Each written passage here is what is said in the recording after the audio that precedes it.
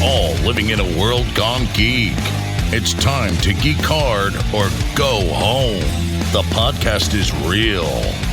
Here's your host, Grounded Geek. Hey everybody, we are back.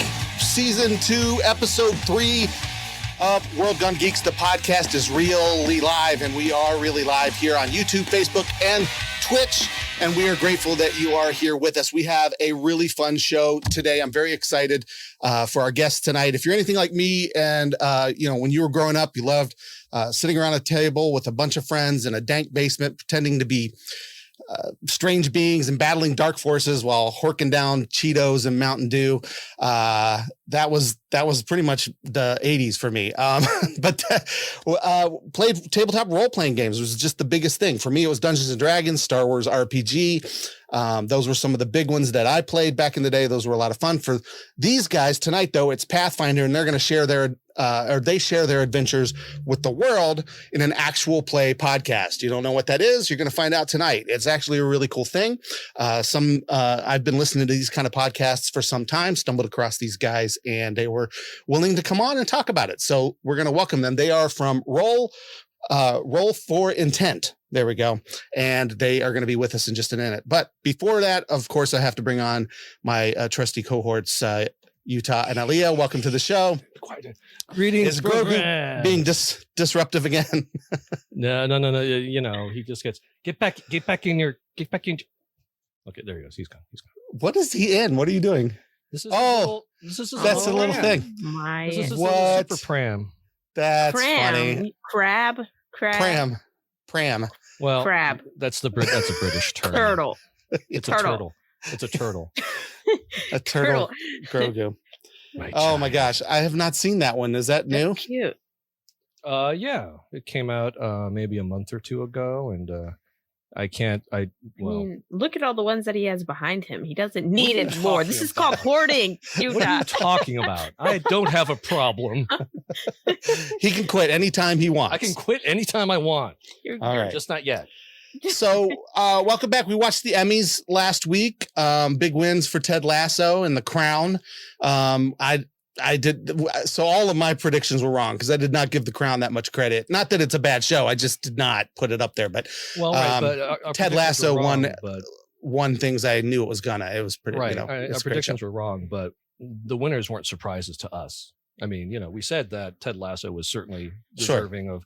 And The Crown was certainly deserving of it. I would have loved to see Lovecraft Country win. I would have loved to see some love for The Mandalorian, but Yeah. Wait, it was a good show. Yes, I am a fan of The Mandalorian. If you can't, which one was it? Was it the Handmaid's Tale one? Which one was that?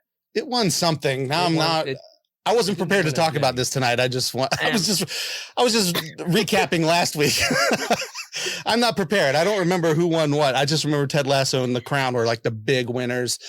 Conan O'Brien kind of stole the show a little bit. I don't know if you watched it, but no, I didn't. This was going to be his last year at the Emmys, basically, because he's no longer going to be on television. He's going full webs, just like us. Conan's just coming. He's like, it's like, I saw these guys and I'm going to have my own. No, he's been kind of ruling the web for some time. His YouTube channel is hilarious if you're not watching it, but yeah, he was amazing. Like nobody, when popping up in the back. Sometimes I was like, okay, this might be inappropriate. This is not the time, but he actually went up with one of the teams that won. It was Stephen Colbert.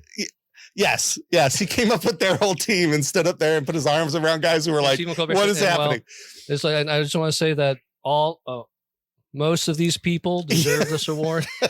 You look right at Conan. Yeah, he handled it very well. But yeah, Conan was a cut up. But yeah, I actually thought it was a really good broadcast. I loved the tribute to Biz Markie at the beginning. I didn't know that Rita Wilson had bars. What was that? That was pretty amazing. LL Cool J came out of nowhere. I mean, I was loving it. Yeah, it was a really cool opening. So it was nicely done. As an 80s and 90s kind of hip hop fan and a fan of Biz Markie, it was really cool to see. Hey, I was just impressed to see that Cedric the Entertainer was still around. Yeah, well, he's got a sitcom on CBS, The Neighborhood or whatever, which we always end up accidentally watching when Jeopardy ends. I've never tuned into that show on purpose, but we finished Jeopardy, which is at 7:30, and at 8:00. Oh, look, Cedric the Entertainer is on. I don't know. Jeopardy's a great lead-in.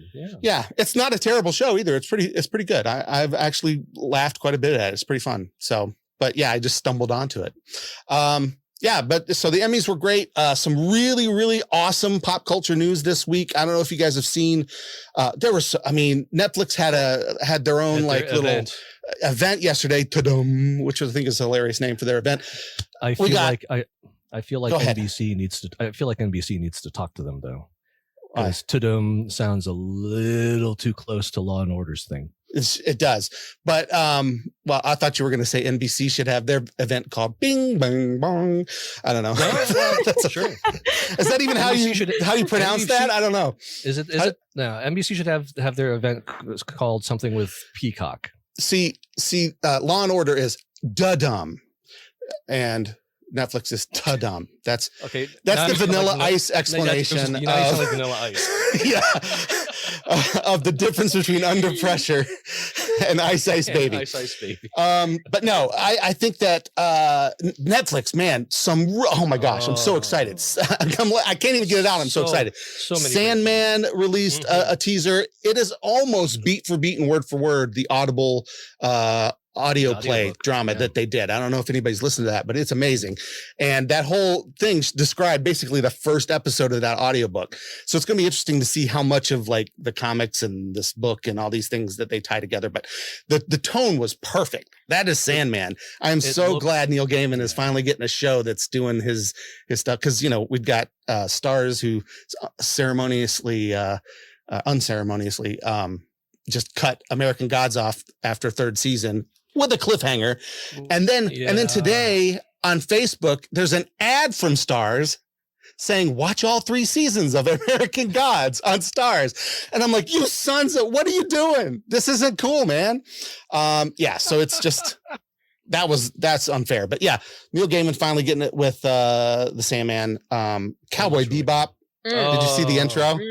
That intro that they did for we talked about that. Fantastic. I don't know if we talked about it on the show, but you remember we were like, man, if they don't keep that theme song at least, it's gonna be hard to get into this show. You can't do Cowboy Bebop without that song. And what they did was amazing. I'm so excited. Have you seen the side-by-side comparison? It's on YouTube. Somebody actually I have not. No, I did not.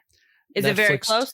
It's as close as you can get with live action. I mean, they did an amazing job. And if the show, so excited. If the show is follows in the footsteps of that intro, then I'm all in. I was all in when they announced it. And when I saw John Cho in the other preview shots of the other actors, how perfect they looked, because it's tough to translate anime to live action, but they did a really good job of it. I'm really excited. And by the way, that is all John Cho's hair. That's awesome. Now my internet is either your internet is cutting in and out or mine is. Aaliyah, did you see him cutting in and out? Yeah. Yes. I thought it was so it's on your end. All right, cool. Then we're good. It means we'll stay on the air. We just sometimes you might cut in and out. I understood everything you said, but it was. I just want to make sure. Oh no, you kind of glitch. You're glitching again. What's going on? He said he was going to cut in and out. Is everybody? Oh, now he's frozen. So yeah, that's going to work out great for the show. Hey, for the podcast listeners. Oh wait, we're hearing this the next day. Utah is. Oh my gosh, I need to take some screenshots. Whenever you get frozen, it's amazing. But now I think he's just doing it. I think that Cowboy Bebop's going to be amazing. It's one of my favorite anime of all time. It's pretty fabulous, and so. This is going to be great. We got teasers from The Witcher. We got some other things, right? So excited. Good stuff. Excited. And I've started all of these shows, right? Because I always tell you guys, I don't know what to watch. I don't know what to watch. I've been rewatching My Wife and Kids and just random things. Yeah. And then once I finally start watching these other shows like Cobra Kai and The Witcher, that there's no I want to finish it. We got a Cobra Kai teaser too, like a little bit more of a reveal of the extra villain that we brought Eagle back. Fang and Eagle Fang. Yeah, right? Eagles don't have fangs. Put the shirt up. Well, yeah. Oh my gosh, yeah. I'm so excited for that. Oh, Leah, you need to watch. Sorry, my light, my backlight is on a clapper. A clap on. What'd you say? There we go. It's a C3PO clapper that I got for my birthday from my lovely daughter. So yeah, Isn't that cool? I remember the picture. That's right. Yeah. So, Leah, you need to start. I have to be careful not to clap during the show, or my backlight goes off. Wait, if we clap loud enough, we'll look up Squid Game. It's a Korean survival drama. No, because there was another Japanese, Korean, I don't know which one it was, but there was another survival show that I started watching last year, and they still haven't made a second season for it. So I'm not watching any more of those until they step up their game. I will say this. I would totally watch Snoop Game. Snoop? That's what you thought he said at first, right? Didn't you say Snoop Game? I thought that's what you said. I would watch that show too. So I don't care what you say. Snoop Dogg? Isn't that called Joker's Wild? Is that where you put Martha Stewart and Snoop Dogg in a reality show where they're trying to survive to see who wins $46 million? Right. You put, because I would watch the heck out of that show. You put both of them on either end of a deserted island. He would need, his natural herb. He wouldn't make it. He would light up all the plants on the island and find the best blend. Yeah, well, and Martha Stewart would MacGyver some bric-a-brac into like some kind of like flying machine, and she would escape. So that's no. She would make a lovely stew out of it. Yes, that's probably true. She would cook something. That would be it. All right. So, hey, we're talking about role-playing games tonight. And obviously I admitted at the beginning, I was very much into those as a youngster. Then went many, many years not playing them, sort of got back into it a couple of years ago. What about you guys? I know, Aaliyah might have not been born when role-playing games existed, but, wow. but I'm, have you played any role-playing games, Aaliyah? Do you know what we're talking about? Do you know what role-playing game is? Okay, keep it coming, guys. Keep it coming. Go ahead. No, I'm serious. It's a serious question. Serious. Have you ever played? Yeah. Some people don't know what role-playing games are. I don't know what a role-playing game is. I told you what I played earlier. I mean, I played Until Daylight. I don't think that's an RPG game. Is that like when you have a character and you're role-playing that character? Like, what is this? What is role-playing game? Basically, Utah, you want to explain it? No. Okay. Essentially you take on the role of a specific character. A lot of times you will roll dice to determine what their stats are for certain things like intelligence and charisma and all those kind of things, strength. And then, there's somebody who runs the games, usually a dungeon master. That's if you're playing Dungeons and Dragons, that's what you call them, but game master also. And they will basically kind of describe what's happening. And then you and your cohorts who are playing these roles decide what to do next. And, if you battle, you're rolling, dice to determine statistically whether or not you've defeated these enemies or done any damage, and then they do damage to you, and hopefully you don't die. It's fun. It's like but you pretend like you're a different character, whether it be an elf or a halfling or a tiefling, and these are all Dungeons and Dragons. But fun stuff. She's like, okay. No. That face was, you lost me at tiefling. What in the heck are you talking about? It's a demon person with, no, I'm kidding. Who likes to drink a lot of tea, preferably Earl Grey. Hot. No, it sounds really interesting. It's not fun. A video game. It's in real life, and you're playing. Sometimes they'll have a board that shows you the terrain and wherever you're going. Sometimes not. But it's not like a video game or a card game or anything like that. It's something that you guys are playing in real time as these things happen. It's kind of cool because you never know. It's like collective storytelling. You know what I mean? The dungeon master has this main story that he's trying to guide you through, but your decisions affect how that goes and whether. And sometimes they can really throw a DM off. Sometimes which is one of my favorite things to try to do with my character. But so that's. Just throw wrenches in the plan. Is magic? Yeah, that's part of it. Sure. Yep. Absolutely. It's like in a fantasy world. There's orcs and that's Dungeons and Dragons. Not all of them. There's a Star Wars one. Right, there's a superhero one. Yeah. I've always wanted to learn how to play Magic. Oh, Magic the Gathering? No, that's just a card game. That's different. That's just a card game.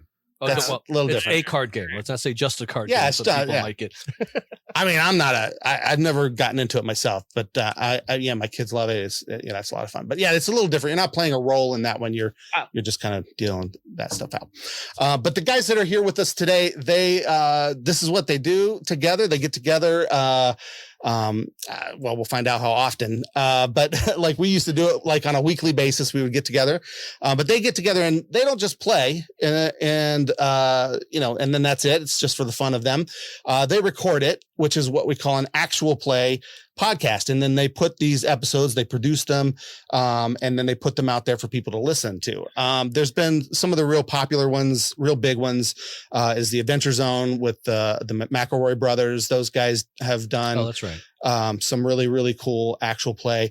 And then, which I've listened to, and there's a few others that I've listened to, but, I stumbled across these guys. Trevor and I were at a podcast little conference type thing this week. And as soon as he mentioned what they do, I was like, I must talk to him. So I invited him and here he is. There's Trevor. Trevor. Hey, Trevor, welcome to the show. Hey, everyone. All right. So I'm going to do, Trevor, is I'm going to let you quickly kind of introduce yourself. And then you introduce the rest of your team. I'll bring them on as you mention them. How's that? Sounds good to me. All right. So my name's Trevor. We started this podcast really only 3 weeks ago, but we've been playing for quite a bit as a group before that. I'm going to apologize to everybody. My voice is coming back from I don't know what, but we started about at the beginning of the pandemic playing together with a different group. Some of the people in this group were in that group as well. And just kind of idly said, we could probably do a podcast of this eventually, and kind of pushed it to the back of our minds. And that group kind of dissolved because, as COVID got less, I don't want to say it's not serious, but less serious. People started going back to work and going back to school. The group kind of splintered, and we built a new group specifically to make the podcast. And that was about 9 months ago when we started planning, and we launched on Labor Day this year. I'm really, really new to tabletop. I was not involved with it until the beginning of the pandemic, and I jumped feet first right into GMing for the group. Oh wow! Nobody else wanted to do it, so I figured that's a lot to take on. That's a big bite to chew. Right. There's a lot to do. Well, what better time than at the beginning of a lockdown? So, right? Exactly. I mean, plenty of time on my hands. Right. You're good at it though, says I can't see that on my glasses on. Bohemian Rhapsody. There we go. Awesome. Welcome. Thanks for watching the show. But yeah, he says you're good at it. So I brought in originally the person that got me into it was Jake. He's on the podcast. He's my brother. There's Jake. He's the person that really got me into it at the beginning of it, just by telling me the games that he was playing with another member of our group, Todd. He introduced Jake really to tabletop role-playing games. And when we were looking for a fifth for the podcast, I looked to one of my colleagues, Ray, who I work with. There's Ray, who's also a comedian out in Southern California. Awesome. Hey. Very cool. Perfect. Well, welcome to the show, guys. We're grateful that you're here. I can't wait to talk to you a little bit more about this. I actually had a chance to listen to your first episode, and I wanted to, and which was why I kind of was like, and I literally just had heard of it from that Captivate conference that we were in, Trevor, and I started listening to it while you were actually talking, so I apologize. Like during the conference, I wasn't listening to you. I have no idea what you shared. I'm sure it was great, but I'm sure it wasn't. I was looking. I was totally like, "Oh, this is great! I gotta find out more about this." And so, yeah, I love what you guys have done. You've got like production values going on. You got music. You got some like cool little like undertone music to set the tone, and it's lots of fun. So welcome to all of you. I want to make sure we talk a little bit to each of you as far as like how you first got into role-playing games, how long you've been doing it. This is the most people we've ever had on the World Gone Geek stage at one time, so this is going to be interesting.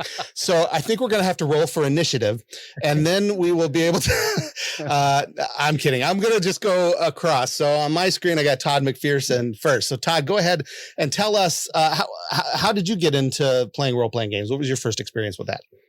Well, back around, I'd say 2013 or so, I was a bit of a hobo.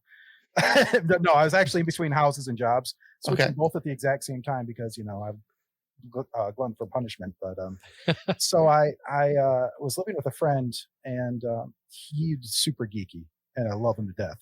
and he and his friends would play Pathfinder, and I would make fun of them for it, having never seen them because they were never there. They always went to each other's places to play, and I'm like a nerd in my own right, but I never ever had seen or heard a role-playing game being played. I eventually just found, like, how do you turn math into a story? And so I finally said, okay, just throw me into a game. I want to see how this works. And so one of my friends was GMing just a new adventure path in Pathfinder first edition, and he helped me make a character, and we started playing, and I loved it. I absolutely loved it. For I don't know, it just sucked me right in. I absolutely love role playing. Surprisingly enough, I did not know. And then after that, I started making fun of them for playing League of Legends all the time. Never got into that. but yeah, I played for a little while. That group kind of fizzled out, and then years later, I finally, what was it, probably 2018, I said, I really need to learn the system. I'm just going to go, like Trevor, feet first, going to GM a game, and invited some friends, and one of them dragged Jake into my house, and we started playing. We had fun, and then that group was killed by the pandemic. And then, and then we ended up, Jake just calls me out of the blue. He's like, hey, my brother wants to run a game. You want to join? I'm like, yeah, why not? And here we are. There we are. Jake, tell us a little bit about your first experience with RPG. Like, how did you get into it? I got into it because originally I had a friend of mine, I think it was probably back in like 2016, 2017. I worked at a coffee shop and just closed at nights. And then I had another friend of mine I was in a band with, and he worked at a gas station. So I would just be really bored super late at night because he had like third shift and would be there until like 3 or 4 in the morning. So I would drive out there, me and another friend, because we just had nothing else to do at like Tuesday and Wednesday nights. And we would sit down at his counter and we would roll and make characters. And every single time a customer came in, he'd have to stop and go to the counter and check them out. And then he would come right back and start GMing us through his on the fly, really like not by the rules whatsoever, just the seat of his pants for the story element of it, gameplay. And awesome. And that's kind of how it started. Playing the game incorrectly, more or less, throwing the rules to the wind. But sometimes that can be more fun. Like there's, sometimes you gotta take a little bit of leeway with that. We still do that. It was to the point originally where for the longest time I wasn't entirely sure what engine we were playing at first. Like I just knew that it was D20 and it was Dungeons and Dragons like. Yeah. But that's really how it started. Right? Yeah. Awesome. All right. And Raymond, you've got a fan in the audience here who is very excited that you're here. So tell us a little bit about how you got into role-playing games. You're on mute. Oh, you're on mute. It's because you don't really want to hear me. You don't want to know my story. We do. We really, really do. Like Trevor said, I'm a comedian. So I actually got started because me and a couple of my comedian friends, we saw actually a TV show where they were playing Dungeons and Dragons, the TV show Community. And we were like, that looks like it could be fun. And me and a couple of my comedian friends, and then just a couple of our other friends started playing Dungeons and Dragons. And I started off as a DM. And I DM'd for like 3 years. I would like DM, but I would also play a character just to like give them an extra pair of hands because they were awful. I mean, they were so bad at the game. I mean, it was just pandemonium. And then just recently I switched over to just playing, not DMing. And then I haven't met, besides Trevor, I haven't met anybody. And we worked together and he was like, hey, have you ever played Pathfinder? And I was like, nope. And he's like, do you want to? And I was like, yes. And he's like, cool, we're going to start a podcast. Your first time playing ever. And I was like, perfect. Let's throw me in and do it. But it's awesome. It's so much fun. This is my first time with it. And it's something that I'll keep playing, alongside of D&D, but it's awesome. I really enjoy it. Awesome. Now, before we go a whole lot further, and because I want you guys to talk about what Pathfinder is, because that's a lot of people don't know the difference between that and Dungeons and Dragons and things like that. But before we do, I got a little game for us to all kind of play. So we're going to go through it really as fast as we can. But basically, I found this at Skybound.com. So Skybound is the publisher of Walking Dead.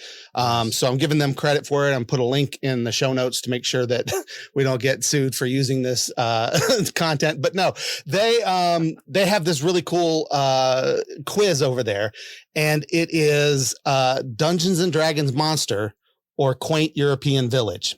And so we're going to play that right now. And so what that means is I will bring up the thing to guess. This is the first one. I'm going to butcher all the names because I don't know. Marut, I'm going to say, is probably the name. And we'll just go down the line. Just make a guess, and we'll see what you think. I already know, so I'm not going to do it. So we'll start with Aaliyah. Is this a Dungeons and Dragons? Having never heard of Dungeons and Dragons until today, is this a monster from a fantasy world, or is it a European village? European Village. All right, so the European Village, Utah. I'm gonna go with monster. Trevor. I'm gonna go with monster. Jake. I'm gonna go with small European village. Yeah. Okay. Todd. Definitely a village. All right, and Raymond, what do you think? Yeah, it looks like it's over a map, so I'm gonna say European Village. Well, all of these are over that map, so don't use that as the. It also says sword That's a coast. D&D map. That's Sword Coast. Well, I know. it's made out of letters, so I'm gonna. So it's actually a creature from Dungeons and Dragons, and that's what it looks like. There it is. What a lie. Oh, look at This is a that! lie. Hello. I have one of those in my It's kitchen. friendly. This is Yeah. false. That's Very fun. steampunk. All right, so here's the next one. Mean lock. What is a mean lock, Aaliyah? Can we What does start that down mean? there? No, I think it's more fun to start with you. And those of you in the comments, I'm watching those. So if you know, I'd love to see some votes from the comments too. Please feel free to guess. Mean lock. Of course, you technically have the ability to Google it right now, I guess, especially if you're in the comments. So Why'd you we say won't it think out you're loud? so clever if you know. I'm Why'd kidding, you say but it out loud? I'm just playing. All right. So Aaliyah, is that a village or just say village or monster? And we'll just quickly jump through. Okay. Monster. Monster. I was gonna say village with canals, but I'm gonna say monster. Okay. Trevor. I'm going for monster again. Monster again. Jake. I'm doubling down on village. We're gonna be right one of these times. Todd. It has to be a village in Scotland. I can't think of anything else. Right? It has Okay. It's a mean lock. That's a mean lock from what yeah, that was my terrible Scottish accent. Go ahead. Raymond. That is a monster. All right. You sounded very sure. Are you like, this is definitely, you've encountered this? And Yes. That's the voice of a man that's I've been Googled the murdered answer. by one of those. that's a mean lock. Yeah, they're pretty That is nasty. mean. They're nasty That is a mean creatures. looking. It's That's a mean lobster looking flea mean or lock. something. Yeah. He's pretty bad. Yeah. Great. So Tastes I know, and, amazing though. You get it it's just right. occurring to me how, You get the butter. Little drawn butter. yeah, there you go. I hope He's very nobody lobster-like. is going off of my answers. I know nothing. Yeah, That's I am. fundamental. It's just occurring to me how little entertainment value this is going to have for the podcast listeners tomorrow, because they're not seeing what we're seeing. So we're gonna have to be more descriptive, I guess. No, so this is the next one. This whatever it is, it's my favorite of the things to say. Here we go. Pittenweem. Pittenweem is a monster or a Village. village. Village, Aaliyah says. Utah. That has to be a village. Okay, I'm Trevor. going for village this time. Oh my gosh, it's we got a run of villages. All right, Todd. No, who did I skip? Jake. Oh, okay. I'm going to say it's something that Micah was called in middle school and also a village. All right. And Todd. Definitely a village. All right, and Raymond. Yeah, I'm thinking village. Yes. I don't know why, but I'm thinking Micah. It's weird. All right, several villages. Micah, by the way, is one of their other castmates who couldn't be here tonight. Couldn't So be that's here what. tonight. Yeah. All Micah's right. a So I'm weeb. looking at the comments, and of course, I don't know exactly when some of these came in, but I've seen them. I see a monster guess, but that could have been for the last one. That just occurred to me too that their comments are coming in a little bit late. Village, a couple villages. All right, let's find out. Pittenweem is a village. It's actually Yeah. in. Beautiful. It must be like England or something, right? That one is in Scotland. Actually, someone mentioned the other one, and I think this one was Scotland. I'm actually gonna have the answers. Well, on you know, another if page it's not here. Hold on. Scottish, it's clap. That's right. All right. Yeah, Pittenweem. I'm going to tell you exactly. Pittenweem is a serene little fishing village located on the east nuke of Fife, Scotland. Saw a number of notorious witch hunts in the late 17th or early 18th centuries. So it might be. But That what took does a it turn. mean? I have no. Yeah, I don't know if we want to know. All I right. want to know. Yeah, let's and this skip to is- the next one. This is kind of why I Let's thought that visit- Micah wasn't here, because I feel like he'd have a distinct advantage over the rest of Oh, yeah. us. He would Oh, know really? all the Has he answers. played a lot more? He's got, Or he's D&D very, knowledge. very knowledgeable of European villages. He's very knowledgeable of European geography. Okay. So when that Jeopardy category comes up, we're good. All right. I don't even know how to pronounce this. Tlincalli, Tlincalli for podcast listeners. Tlincalli. Village. Village. Von the monster. A monster. Monster. You're trying to hedge your bets there, I think. I am. No, I'm going to say monster. True All false. right. Trev. I'm gonna go for monster. All right. Mm. Jake. I'm also going to say monster on this one. Todd. Yeah, I'm also going to be wrong and go with a monster. And Raymond. I was thinking a Russian village, but I'm going to go with a Russian monster. All right. Very nice. Excellent. It is in fact a monster, and that's what it looks like. It's pretty creepy looking. He's got Looks like the Scorpion King. Is that the Rock? That is right. It does. You're so right. It's very reminiscent of the Scorpion King. Except the face on this drawing is much better than the face. Yes, that they did. this one's actually more realistic. This Yep. is actually more realistic than what I was on think the only in that only movie. difference is they gave it a horn. Other than that, Yeah. it looks like the Rock. That's Dwayne Johnson right there. Yeah. All right. Here's one. Aaron Shoop or Aaron Shoop. Aaliyah's loving this game. I could tell. Village. I don't know. Village. Sure. All right. Orange. Yeah, I'm gonna go. Yeah, that sounds like German village. Iron Shoop. Okay. All right. I'm going with village. Yeah, villages. Yeah. Gotcha. Yeah, I'm also. It sounds like a small hamlet. All right. Not a big one. I'm going to say village, but in Ireland. In Oh. Ireland. Interesting. That's a good guess. All right. Iron Shoop. I think Okay. it's a. Yeah. It sounds like a village in Middle Earth, so I'm going to go with village. Village in Middle Nice. Earth. It's actually a village on the northern tip of Germany. It's a coastal fishing village on the Baltic Sea. Check it out. That's the entire village. That picture. It's- That's the whole yeah. right there. if you look really closely at the bottom of the cliff, right I there. think the village is just out of It's a shanty shot at to the the end of right that. here, and we just It's see a really the coast. interesting choice Right. of picture for a village. It's a cliff over the water. Yeah, that was.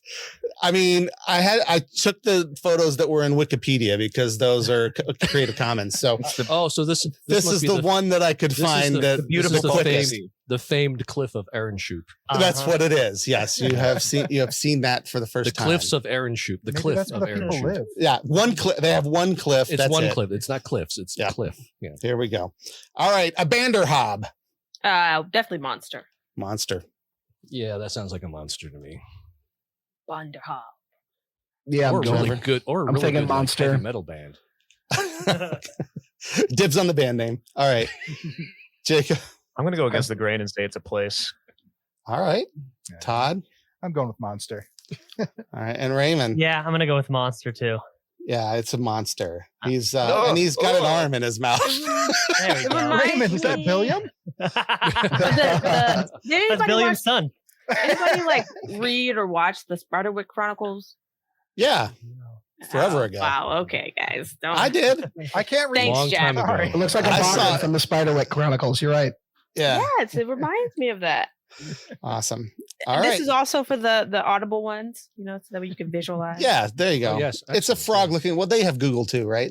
It's a frog-like creature who is currently apparently eating someone because their arm is hanging out of its mouth. Now, hold on a second. That just You could be in his there cleaning tongue, things out. or he has a tongue that is a human arm. That's what we. or that's somebody, Don't know. or that could be a dental hygienist just making Exactly. Sure that he's, I mean, It's a come on. toothpick. Real for into him. his job. It's a toothpick. Yeah.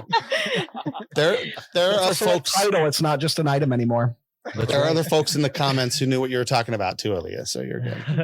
Oh, All right. Thank you, guys. Begwari. Begwary. Begwari. Or Begwari. Begwari. Begwari. I was gonna say, It can we- reminded me of New Girl Schmidt. I'm gonna say village. Okay. Begwari. Beg wary. Yes. Begwari. Beg village. Willage. All right. Beg very village. A village. So you think it's Chekhov grew up in this Yes, village? I think Chekhov grew up in this village. All right. Who's next? Westworld. Trevor. I'm pretty sure this is a village in England. Okay. Oh, Jacob. Also, I believe it is a village. All right. Todd. Samesies village. And Ray. Trevor was pretty sure, so I'm just going to piggyback on that and say Village. All right. Here we go. Actually, I got to see here. Pushing the wrong button. There it is. All right. It is a village. That's not the village. Again, I went to Wikipedia. It's a swamp near the village, I think. This is the Big Mire. It's the fog fen, guys. I know, right? Seriously. This is where we are. Yeah, Big it is a Warrior. remote English hamlet located near the lovely Bigwari Brook. And this is the Bigwari Brook. That's why I was about to say, and I'm this is sure the I'm famous- pronouncing that wrong. I have friends from England and Scotland who are going to be listening to this and are just going to be like, dude, I apologize. Yeah, I don't know how to pronounce these things. But anyway, information on this village is rather scant, which means it must be very quaint. That's kind of a little. So we don't know a lot about. It's haunted. That's why. Yeah. Nobody goes there ever. All right. You ever just no? We're going to do one more. Here we go. Ready? Click. There we go. Shisuva. Oh my gosh. Hey, that was my nickname in high school. Just kidding. Shisuva. Yeah. Monster. We'll just say monster for monster's sake. Okay. All right. Utah? That's the whole point of this quiz. Village. Village. All right. I think I'm wrong. I'm going with monster. All right. Jacob. I'm going to go with Village with you two. Todd. I'm going to say a monster. And Ray. Yeah, going with monster. Oh, you messed it up. It was a pattern. Sorry. Did you didn't pass the SATs, did you, Raymond? Where you had to put the I know, follow right? that You gotta follow pattern? the order. Yeah. I'm kidding. Here it is. It is a monster. Yeah. Very that's pretty creepy neat. zombie wolf-like scorpion creature. Yeah. I like it. Seems like this list of monsters has a preponderance for scorpions. Yeah. Doesn't it? I was thinking the same thing. There's a lot of them. So you can find that quiz. There's lots more. There's so many more that were fun too. And you can determine whether a bar guest or an Ankag or a Marzek's clock. I didn't do that one because there's no way I was going to pronounce it right. So I said it anyway. We got killed by one of them. Yeah. Oh, And I wow. killed one. Yeah. So it's a fun quiz. Skybound.com. You can check that out and try to do all the more of those. But those are all from Dungeons and Dragons. But Pathfinder is very similar, right? And tell us a little bit, Trevor, if you will, what is the difference between them primarily that we're talking about here? Quite a bit, but not a lot. It's a really weird question to ask. Sure. To kind of know the pedigree, you got to go back almost 20 years now. Oh, wow. No, it's probably closer to 15. When there was Dungeons and Dragons, right now it's in the 5th edition, and they were in the 3.5 edition back in about 2007.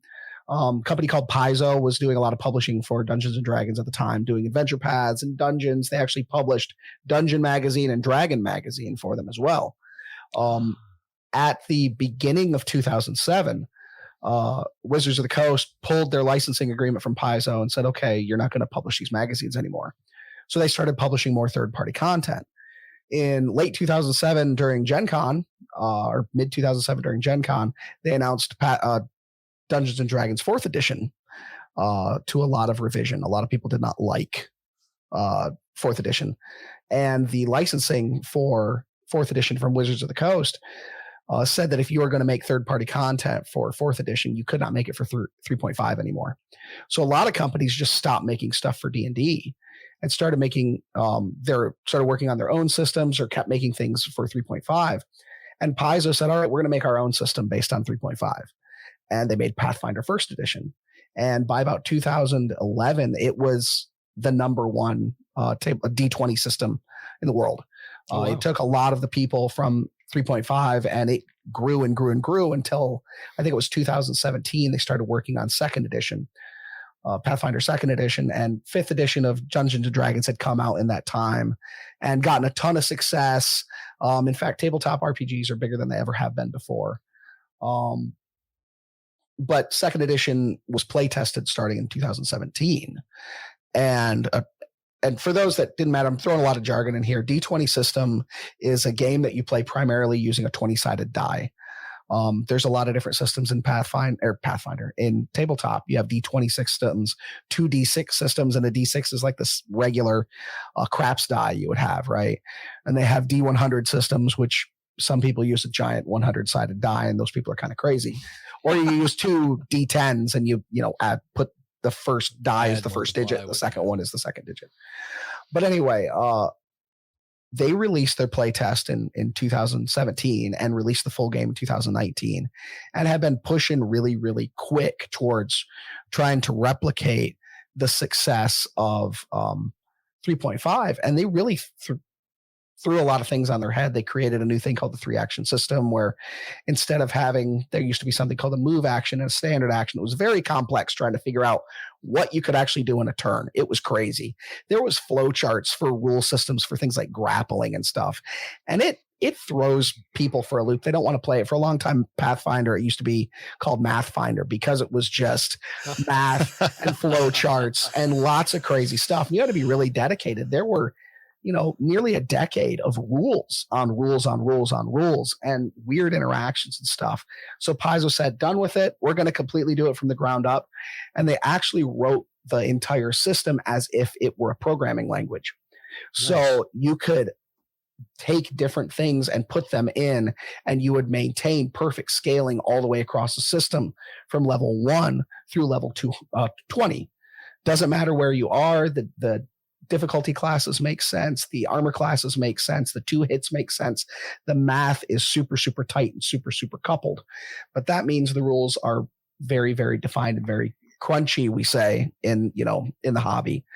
A lot of people get turned off on that because one of the fun things about role-playing games is, make it up as you go. If your character wants to do a backflip and, come down on a goblin and take him out and, let's do that. That's cool. It's called the rule of cool. Let's make it happen. And a lot of people think that just because Pathfinder has a million rules, and it does, that they have to abide by every single one of those rules. And one of the biggest rules of GMing is have fun. Do stuff for your players that they enjoy, or you won't have players to play with anymore. But yeah, it's a lot more tighter system. The math is much tighter than 5e, but it means it's a lot more regimented than 5e as well. And it's a lot more difficult too, I think. It doesn't rely on one person being like, okay, I'm the fighter. I can come in. I can take everybody out by myself. If you're not working together as a team, something that should be considered by difficulty class a moderate encounter will take your team out. So it sometimes turns some people off, but strategy wonks love it. Yeah.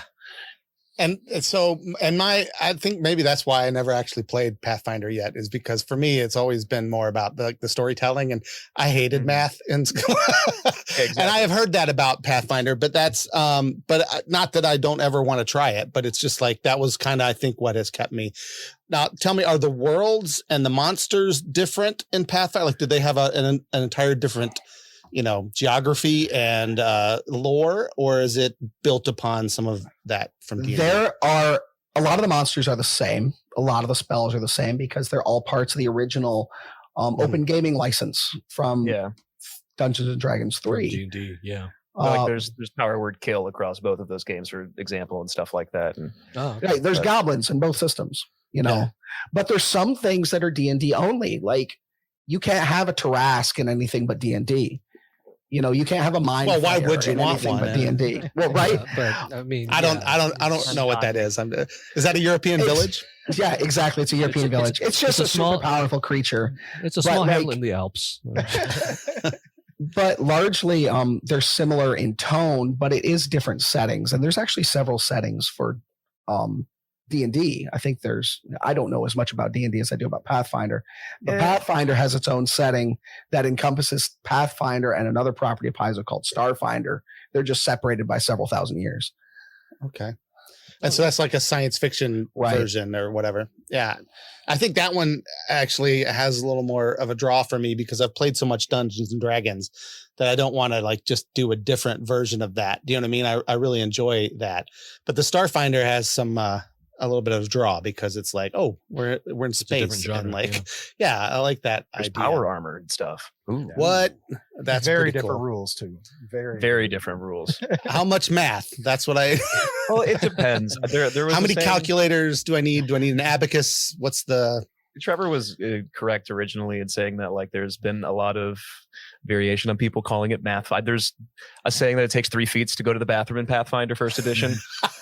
Because there's just like say you want to like jump through the air and like bring your axe down on somebody. In First Edition, like feats are really defined. So if you wanted to do something, you have to have that feat, for example, and it's a little bit more restrictive in that aspect. Meanwhile, in Second Edition, like you have 3 actions, and it's like every single thing that you need to do in Second Edition takes action economy. It's not a standard or a move. It's 1, 2, or 3 actions for your entire round. So there's a lot more to do. Like you're not just one character that's just like I trip things and do sneak attack damage, or I heal and do nothing else. Like in First Edition, if you played a cleric, your best friend was a crossbow for the first 3 to 5 levels of the game because you couldn't do anything else. And it's just not like that in Second Edition. I would liken it to like, I remember when I was a kid and my parents would bring the Sears Christmas catalog and they'd be like, pick 4 things. And then they hand me a phone book of stuff. Yes, exactly. And that's what it's like building a character in First Edition. They're just like, you need to go through, you pick those things, but there's so many things that you want. It's just half of them are traps. Yeah, they're dead ends. Yep. They're dead ends. Like I was telling Trevor earlier today, I'm so glad that we play a system where I can build a character in like 20 minutes instead of 4 hours. He's like, 4 hours? Try 4 weeks. So one of the biggest advantages to the Second Edition of Pathfinder is really how easy it is to build your character. Because I remember when I used to play D&D back in high school, we didn't necessarily spend weeks, but we spent a good amount of time rolling and writing down and everything else to get our characters set. And that was one of the obstacles for a lot of people was, you spend a lot of time making your character and getting him set up. And then you would play next week. I think the nicest thing about Second Edition in that aspect is that you don't really roll for your stats either. It's really all defined on what you want to make. And there's actually no negatives for picking certain races either. Like, for example, if you're playing D&D or Pathfinder First Edition and you pick a halfling, like, so Lord of the Rings, very, very small folks, half the size of humans, smaller than dwarves, they have a strength disadvantage. That's not nearly as prevalent in Second Edition. If you want to play a halfling, you don't get a strength disadvantage. You just get advantages to dexterity. You're not penalized for picking something. You're not going to be you're not going to be exceptionally strong in that area either.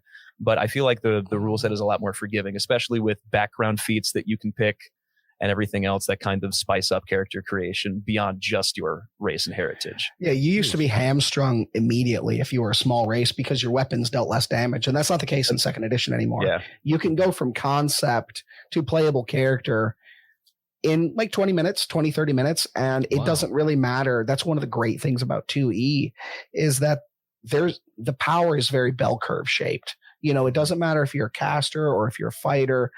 You're going to stay relevant throughout the entire game. And min-maxing isn't going to make min-maxing being somebody that makes a character that has lots of power, very few flaws. Somebody that plays a game like that isn't going to be leaps and bounds ahead of somebody that just comes in casually and plays. That's something I really love about it. There's no weird interactions where the math goes through the stratosphere and, I just rolled a 75 to hit. Are you dead? I'm like, yes, I'm dead. Shut up. That doesn't happen in Second Edition. Neat. Well, I think we lost Aaliyah. She's like, whatever. I don't know what these guys are talking. I'm kidding. I know she's dealing with stuff at the house there. But what I think is I want to bring out to folks who might be listening who are like, okay, that was a lot of information. That's a lot of rules. And for those of you who are interested in role-playing games, obviously that was important. But one thing that I want to move into now is your show, right? So you guys do this for a podcast. I want to let folks at home know you don't have to know any of the stuff that they just said, really, to be able to enjoy this, right? It's a creative storytelling game that is entertaining to listen to because you're following along in the story and you're hearing the decisions the characters are making and things like that. So what I'd like to do is kind of switch gears and talk about your show and a little bit about that. So I'll start with you, Trevor. Why don't you give us kind of since you're the GM, right? I think I understood that, right? So give us kind of like the overview of kind of like what the story is about, kind of what it's set.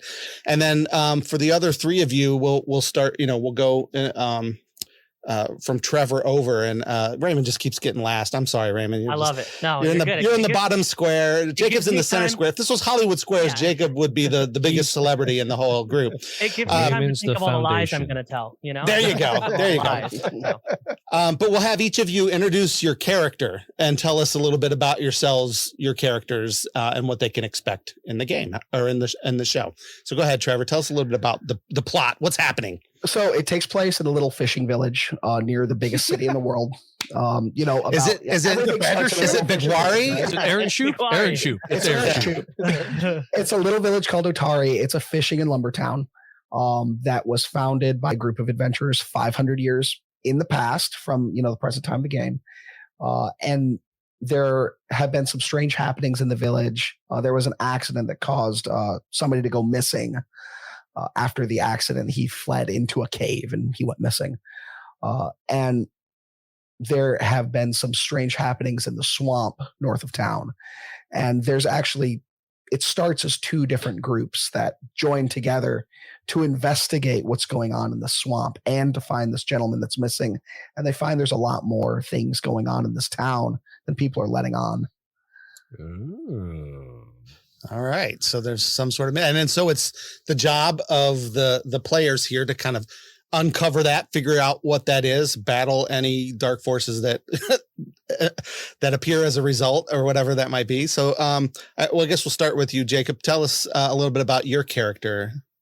I play a very Slavic themed rat man named Yosef Levkiruki. And originally was from a nation far to the north, ruled by Baba Yaga. Baba Yaga. And John Wick. Exactly. Yeah, it's just Keanu Reeves with a gun. There you go. CR-30 creature. And more or less, he some things happened to him and he had to leave, and he is wound up retired in a later age in Otari because it is a beautiful Mediterranean climate fishing village where he can just settle down and cook, or so he thought, for the rest of his life until he's eventually got wound up in what's going on with the Fog Fen and eventually the Gauntlet. So, all right, Todd, tell us about you. Well, I play a fetchling named Tovin. He's from the Shadow Realm, which is it just gets geekier as I describe it. It's coming out. Now that I say this out loud, this is ridiculous. I quit. Hey, we're all about that. We celebrate that here. That's what we're all about. But he plays cleric of pretty much the equivalent of the Zodiac. It's the Cosmic Caravan, and he's a traveling medic as far as the story goes. He's not originally from the plane that we're on. Like I said, he's from the Shadow Plane, but he's mainly just on his way to go pick up more material, more stuff to ply his trade at a local large city. And he kind of just got wrapped up into this meeting somebody else from the faith and seeing strange happenings drown out the fact that we worship the stars and we can't see them right now. So, so he picks up actually Yosef of all people, and we go on our merry way and incidentally meet the rest. And it's downhill from there. It just so happens. And Raymond, who are you in the show? Yeah, I play Todd's laughing. That's a good precursor to my character. I play Bill Thwump. He is literally the Hank Hill of hobgoblins. Just the happiest, just good-go-lucky guy. He brings the propane. Exactly. And the propane accessories. Exactly. Yeah, the most important part. Important. I'm a hobgoblin barbarian. I have a loving wife and family, and I'm a mercenary, so I'm just in town for reasons unknown quite yet. And I'm in town just looking for work, looking to provide for my family. When I run, there's a festival happening. I take my family to the festival, and I'm just looking for work, and I end up running into Solus, which is Micah, and just sort of love him immediately. And that's kind of the character, as I sort of just am a big lug who loves everybody. Raymond, tell us about the kids. The kids. I have 2 wonderful kids. You can hear all about them. And there's a very long bit. Episode 3 or 4, and they're the loves of my life. I cherish them dearly. And I'm gonna speak up and talk about Micah real quick because he couldn't come. He had some other engagements, but he plays a champion, which is the Pathfinder equivalent of a paladin, from a place called Last Wall, which is essentially the last line of defense from, a zombie invasion is probably the best way to put it for layman. And he is on a quest for reasons unknown that bring him to Otari, and he's co-opted to help look for this gentleman that went missing during a cave-in in a shop into some caves under the town. Awesome. And so just again, for the benefit of folks who have never listened to one of these before, the cool thing about these actual play podcasts is there's the storytelling element, right? They're telling this story as they go along. They're describing what they're doing, but they're also just guys sitting around playing this game. And so their personalities come out and, you kind of have fun. And I mean, I've never played a single game of Dungeons and Dragons that didn't devolve into silliness at some point, where we just kind of like, oh my gosh, where's this going? And stuff like that. So is that something that we can expect to kind of happen on your show? Is this similar? Oh man, they've got the Hank Hill of hobgoblins. Yeah, so I just evolve, right? You know not what you ask. Yeah, our episodes are 4 hours, but then we release about an hour of it. Right, so much gets cut. Yeah, it's so much. Yeah, when we were doing our play test, I think we did like 2 episodes, and by the end of it, we had recorded for like 4 hours. And Trevor's like, there's like 15 minutes of usable content. That's great. Well, that's what I was going to ask too about the logistical aspects of running a podcast like this. So how often do you guys play? Like, how long does that usually go? Then do you edit it down? Like you said, do you play for 4 hours and edit it into 4 episodes? Like, how does that work? We do between hour and a half to 2 hours of recording. Typically, we do it as often as we can. Sometimes it's once a week. We try to get a big runway of shows in case we have something that prevents us from recording several weeks in a row. Ray, and we try to take that content and cut it down. Todd does the initial edit for content and for, taking out things like lag or us just like dithering over rules or something. And then that gets sent to me and I do mastering. I do a second edit run, add in the audio, and then that goes to everybody else and everybody listens to it and finds all the mistakes I made. And I fix those again. And sometimes I fix them after it's been published and I have to push it back into the host. But we point where our target is 96 hours from recording to mastering. So it's a pretty quick turnaround time for a lot of content. Yeah. Yeah. And let me ask you this as the GM, do you have, obviously you have a plan for how this kind of story plays out. Do you have an idea, like how many episodes will this be eventually? Or do you guys are just going to kind of go and see where it goes? My estimate is roughly 130 to 150 episodes. Wow. Yeah. We're doing an adventure path, so it's a structured adventure that I'm heavily modifying just to make it unique for us. But based on the clip that these guys are going, I'm estimating between 130 and 150 episodes. Wow, that's a lot. That's really cool. That's a very not so subtle hint that they need to speed it up. Yeah. I think we can do it in 10 really fast. Yeah, we can do it in 10. I mean, he's heavily laid it on us that this AP is a meat grinder. It's a mega dungeon. Wow. Really. We all have backups. So that was part of the writing process. Actually, when we were originally making concepts for characters, we all actually had to write 3 characters. Oh, wow. And then Trevor chose randomly which one we would be playing. Oh, it wasn't random. No, or it wasn't random. But sure. we had like a hierarchy of different characters we have that are already in the background somewhere. Which is sad because I poured my heart and soul into Bill, and if I lose him, I will lose a piece of myself.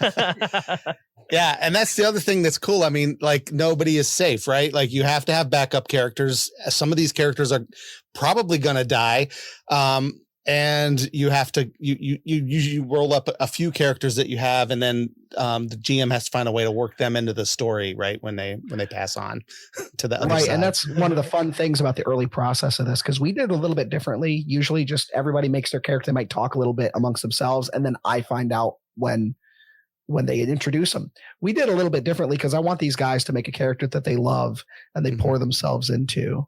and one that just doesn't die immediately. So I tried to put them together in a composition that would give them the best chance of survival as long as possible. Yeah. The worst part is that because of this, when he does eventually slit their throats, we will cry on camera. I am so in love with my character that it'll be like I lose someone from my family, someone that I actually love. Yeah, it is. I've played. So we do. I do with some friends. We do a 12-hour marathon for a charity called Extra Life, usually about once a year. And he makes us roll up multiple characters. And I think like a few years ago, I rolled up 3 characters, and there's a race called Turtles in Dungeons and Dragons. It's like a turtle race. It was introduced just recently, actually a couple years ago. And I literally had 4 of them lined up, and they were all basically, they were basically the Teenage Mutant Ninja Turtles. Yeah. So, but yeah, and I think I died like almost immediately. All of them were monks. Yeah, exactly. But it was very, it was a brutal campaign that we were going through. And and one of the other ones, a couple of us ended up using all 3 characters because it was just, it can get nasty in there. A lot of stuff going on. Okay, I have a question. Sure. Yeah, this is great. So I'm sorry if you guys already said this. There was a lot of words that I don't know. I need a dictionary to. No, this is why you're here, though, Aaliyah. This is why we want you here. Okay, so go ahead. Troop is in Germany. Okay, so this is what I'm confused about is I thought this was a tabletop game. So like you guys are playing. Well, I don't know. You said California, Ray. So like, how are you guys playing a tabletop game that's like on camera? Do you guys all have this game? Like that's great. That's a great question. Magic. Imagination. This is real life. So really, magic on the internet. It's real life. So you're just finding your way through the path, right? That's what I'm thinking. Finding your way through the path. That's good. Yeah. So there are different software programs called virtual tabletops. There's, probably a dozen of them out there. We use one called Foundry. We host the server ourselves on our own domain, and everybody connects to the server that I've spun up. And that's how we play, is we share a virtual tabletop, and we have representations of the tokens and the entirety of the rules. And we're able to play remotely like that. They had a real explosion in popularity at the beginning of the pandemic where people still wanted to play, but they couldn't get together anymore. Mm-hmm. So I'm also confused about how you guys develop or create your characters. Like, is there like a rule book for this? Like, do you guys just have like a list? Like you choose, those little online games, you could design the eyes and the hair, like what they look like. Is this similar to this? Yeah. This is all I can imagine. No, that's a great question. In my head is just like a little side panel, and you're just putting the wig on their head or choosing the eye color or something. That's what I think of when I would play the Barbie games on the Okay, we have to have a whole nother conversation about the Barbie games now. No, I'm kidding. Go ahead. No, that's a great question. Yeah. Tell them a little bit about character creation. Tell the folks at home too. For me, my particular favorite is I use app that's on phone and on a website called Path Builder, and it's great because I can just it takes all the math out of it for me, because I don't want to browse through all that. I am more about like just get in, do the improv. I love that. I could care less about mechanics, and I'm so sorry for these guys having to keep up with me and like keep me abreast of what I'm doing. But it's great because I can just click on what I'm building. I pick my character. It's just like a paint by numbers kind of thing where it's like, this is what you're allowed to pick with the stuff that you picked. It just gives you it builds a flow chart for you to build the character. That's nice. Yeah. So definitely. Let's say that there are books though. You asked if there are books. There are books that describe all of the different characters, races that you can be, all of the different things like that, and then stats. You can read through those and decide which one you want to be, and then you pick and choose. Again, in some role playing games, you roll to get those stats. You roll dice and whatever or you start with a certain amount of stats and you can divide them up amongst the different things. There's lots of different ways that can take place. But how did you guys create? Todd used the app. What about the rest of you? It's funny. Test Tube just commented you can look up avatars that resonate from different races, and honestly, there's been a couple of characters I've made where I just Googled cool looking Dungeons and Dragons characters, and I was like, "This looks cool. What does he do?" And I pick and choose. This is how you settled on Billiam? No, not Billiam. Billiam was a thoughtful process. Okay, but other D&D things I've played are just stuff like that. You just sort of there's like he said, like Jeff said, there's books and you sort of go through and a dwarf seems cool or a tiefling looks cool or I was a wood elf one time and it just because they look really cool and so then I look at it and then I get to look at the stats and that kind of stuff. So I sort of look at how really awesome do I want my character to look and feel and what he can do and sort of pick and choose the stats from the internet, honestly. And then once you pick that, then you can go through the books and be like, cool, I can take these stats, I can do that kind of stuff. So wait, the stats don't automatically come with the character? Sometimes they do. Sometimes, like Jeff was saying, you have to roll for them, depending on what you're playing. There's honestly just auto-generated stats if you want to do it that way as well, or you can roll for them. I think the way you do it is like you roll 6 dice and you drop the lowest one, and then that's your number. It depends on the system you're working with. Yeah. So in Pathfinder, everybody starts with 10 across the board, and depending on what class you pick and the background you pick and the racial bonus and your ancestry and stuff, it automatically gives you bonuses. Then there's bonuses that you can explicitly select at different times. It's very, very codified and routinized, and that's why things like Path Builder or Wanderer's Guide are really cool for somebody to pick a concept like, I want a undead cat person. All right, okay. I want a vampire hunting cat person. All right, well, how do I do that? And you just start going through the options and you build it. And the cool thing about second edition is it doesn't matter how weird or out of left field your concept is. You can probably build it and it's not going to hurt the rest of your team by being dumb. You'll still be able to play it and be effective. It's beauty of the system. Vampire, cat, I think vampire, hunter. Yeah, I've heard a lot one. that it's really easy in Pathfinder First Edition to make a bad character. Oh man! If you don't know what you're doing, you can be completely useless in every single meaning. So did they change the character building between the first and second editions? Oh, big time. Yes, big time. They don't even resemble each other in any meaningful way, honestly. So the second edition is much, much easier to jump into and get going. Yeah, definitely. Especially if you have like that idea because like you were saying earlier, like you can just put a random stat boost into any stat you want. Like that's usually included in a class or a race. Like you'll get a bonus, like say if you're, a cat person. I'm not sure if that's in second edition yet or not. It is. It is. Okay, cool. But I'm sure they get like a bonus to dexterity. But usually in second edition, you get the bonus to dexterity and you get a free +2 into whatever other stat you want. So if you want them to be a charismatic cat person, you can. If you want them to be a hardy cat person and put that into Constitution, you can.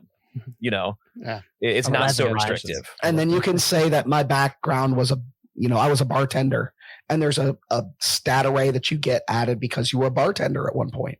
You get a bonus to strength because you had to pick up kegs and Constitution to hold your liquor. Or charisma because you had to talk to patrons, right? Yeah. Mm-hmm. And it makes sense story wise too. Yeah, so it helps you build a backstory. Yeah. Like Yosef has a cook background feat or like a background ability that gives me a bonus to like wisdom, I believe, or something like that. I don't quite remember off the top of my head, but it's just like an additional flavor added on top of my character because he is a cook. He works at a restaurant in town. I see what you did there. Flavor, cook. I heard it. You forget the joke that he's a rat and he works in the kitchen. So there we go. Ratatouille. And it's funny how many of the characters again, with people that I've played with that clearly have, like I just said with the turtles, like they've clearly based it on something. Yeah.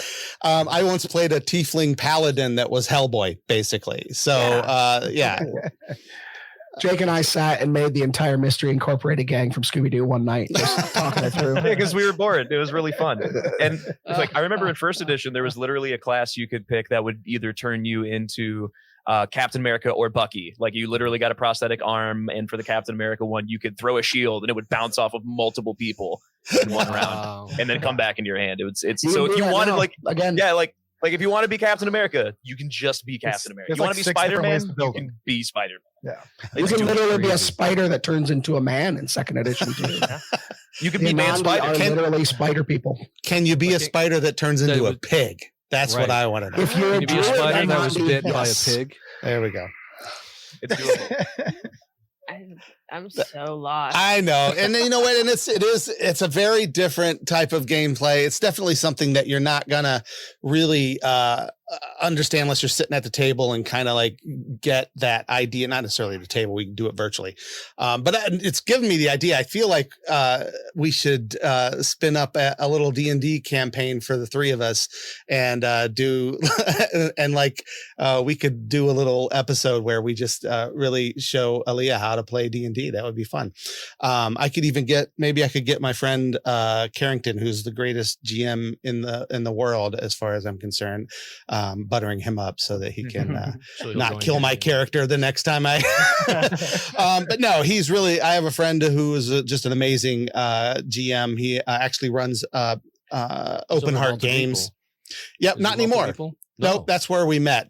Malted Meeple is a board game cafe here in nearby in Cleveland, and I played games with him over there. But yeah, now he runs games online. He's doing Open Heart Games, which is raises money for Extra Life, which is who we did the 12. So it's really, so check that out, folks. Open Heart Games. I'll put it in the comments show too. Notes. But yeah, well, I just did a 12 hour campaign with them during Tabletop Appreciation Week. So that was what, August? I think it was. Yeah, I think it was in August. Yeah. So it was a lot of fun. But yeah, so we'll give you, just like Star Wars, Aaliyah, we're gonna indoctrinate you. We'll get you a lot more information about this. But yeah, it can be very confusing. And of course, Pathfinder, I think, could be possibly like even more confusing than some of the others, but I think that gives it like I think somebody said earlier, it has a strategic value that is like that's the thing, that's the draw for a lot of people. And then for others who might, like for me in D&D, like the simplicity is great. Like Todd, I'm like you. I want to create a character and then I just want to like have fun and be that person. And I don't, to the point where I actually created, and Aaliyah's going to be like eyes glazing over as I say this, but I actually created a, let's see, which one has the wild shape? That was the druid, right? Yeah. I created a druid who, who didn't know. Yeah. He didn't know any of the, he was dropped on his head as a child. So he has sort of like a brain. He was a half orc, and he sort of had like this retrograde kind of amnesia type thing, to the point where, he was cast out of the village because he was the runt of the litter, and, obviously, and he's dropped on his head. So his dad didn't want him or anything. So he became a druid. He's out there in the woods learning how to be a druid, and he knows spells, but he can't remember which one he's about to cast. So I have the cards that you can buy for the druid, and we would pull out the cards that we had and we would stick them in a thing, and I would randomly draw a card because he's in the middle of battle and he's like, oh, I must help. And he just does the magic, and often I would heal the bad guy that we were fighting, cast like a cure wounds type of situation. He also, whenever he got startled, so if we got a surprise attack, and the like we were surprised as a team, the GM, because I came up with this for my character, the GM at the time made a 100. He was very dedicated. He loved this character. He made 100 sided die list. That meant whenever I was surprised, I would roll 100 sided die and wild shape into whatever I rolled. And so it was like, oh, he scared me, and now I'm a squid and I can't do anything. I'm just sitting there flopping around on the ground. So it was, yeah. Sometimes one time I turned into a dinosaur, which was amazing.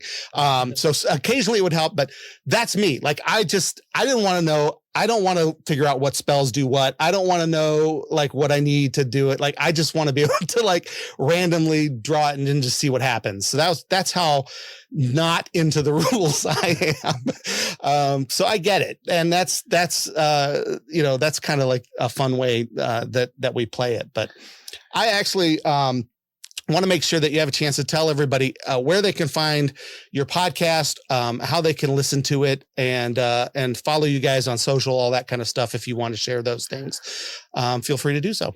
Right. We are on pretty much anywhere you can get podcasts. It's just Roll for Intent. We're literally everywhere.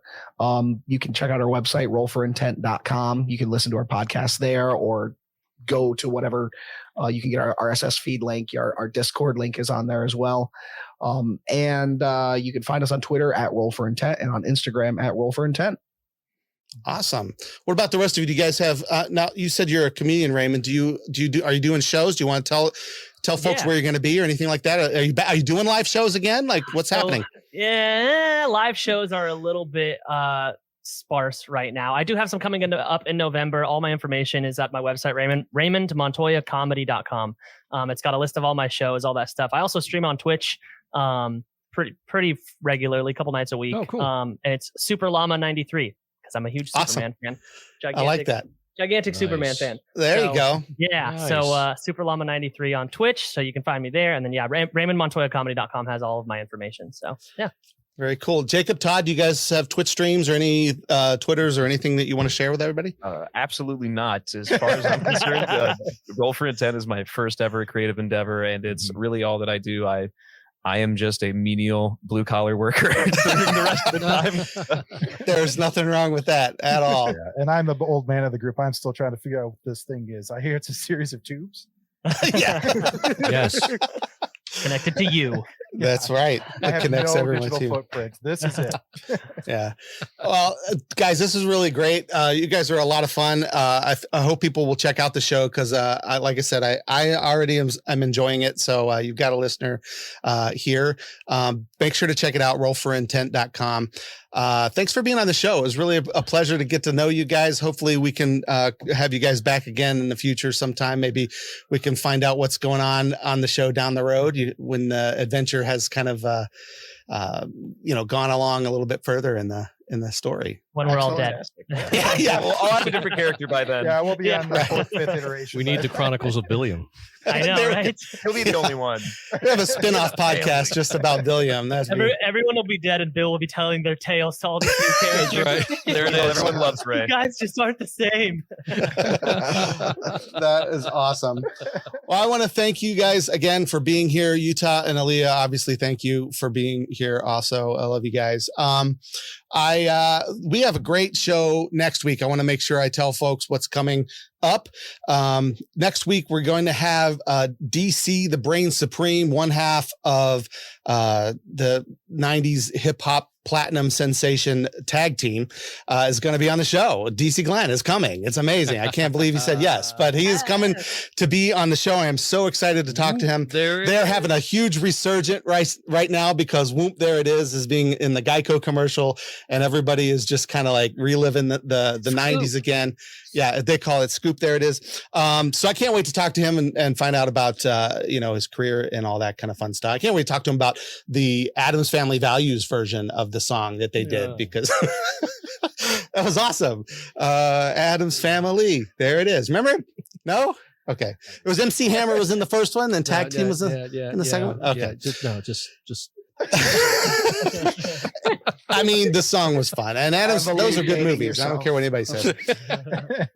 But thank you guys for listening to another episode of The Podcast is Real, the official podcast of World Gone Geek. We're here live every Sunday, providing pop culture entertainment in podcast form the next day. So make sure you subscribe, like, follow, whatever the function happens to be where you're enjoying us. We're on Facebook, YouTube, and Twitch. And now our live podcasts are on all the major platforms. Just search World Gone Geek. Thanks for listening. We'll see you guys next time on the show. Thanks for tuning in. The Podcast is Real is a World Gone Geek production.